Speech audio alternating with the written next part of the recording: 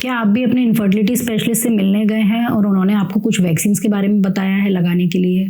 तो क्या ये ज़रूरी है वैक्सीन्स लेना? Hello everyone, I am doctor Richa Samadiya. तो इस वीडियो के माध्यम से आज हम ये जानेंगे कि वैक्सीनेशन कितना इम्पॉर्टेंट है आईवीएफ ट्रीटमेंट स्टार्ट करने से पहले या कोई भी इनफर्टिलिटी का ट्रीटमेंट स्टार्ट करने से पहले वैक्सीनेशन क्यों इम्पॉर्टेंट है, कुछ वैक्सीन्स लेना क्यों ज़रूरी है, ये वैक्सीन्स हमें किन किन इन्फेक्शन से बचाती हैं।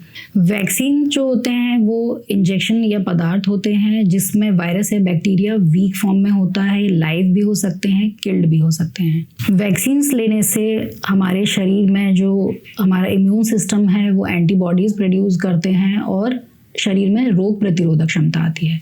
तो अब मैं आपको इस वीडियो में बताऊंगी कि वो क्या क्या वैक्सीन्स हैं जो हमें इनफर्टिलिटी का ट्रीटमेंट स्टार्ट करने से पहले ले लेनी चाहिए। इसमें जो सबसे इम्पॉर्टेंट है वो है रूबेला वायरस की वैक्सीन। रूबेला वायरस एक प्रकार का वायरस होता है। ये यदि गर्भवती महिलाओं को हो जाता है तो ये माँ से बच्चे में जाता है और बच्चे में कई सारी बीमारियां करता है, जैसे कि जन्म से अंधापन कर सकता है, बहरापन कर सकता है, हार्ट की प्रॉब्लम्स कर सकता है, निमोनिया कर सकता है। और इससे बचाव एक बहुत ही सिंपल सी रूबेला वायरस की वैक्सीन द्वारा होता है। ये वैक्सीन अमूमन ट्रीटमेंट स्टार्ट करने के पहले लगती है और इस वैक्सीन से लेके आपके प्रेग्नेंट होने के बीच में 4 हफ्ते यानी कि 1 महीने का समय होना चाहिए। ये वैक्सीनेशन ट्रीटमेंट शुरू करने से पहले लगना इसलिए ज़रूरी है क्योंकि ये वैक्सीन जो है वो प्रेगनेंसी के दौरान नहीं लगाई जा सकती।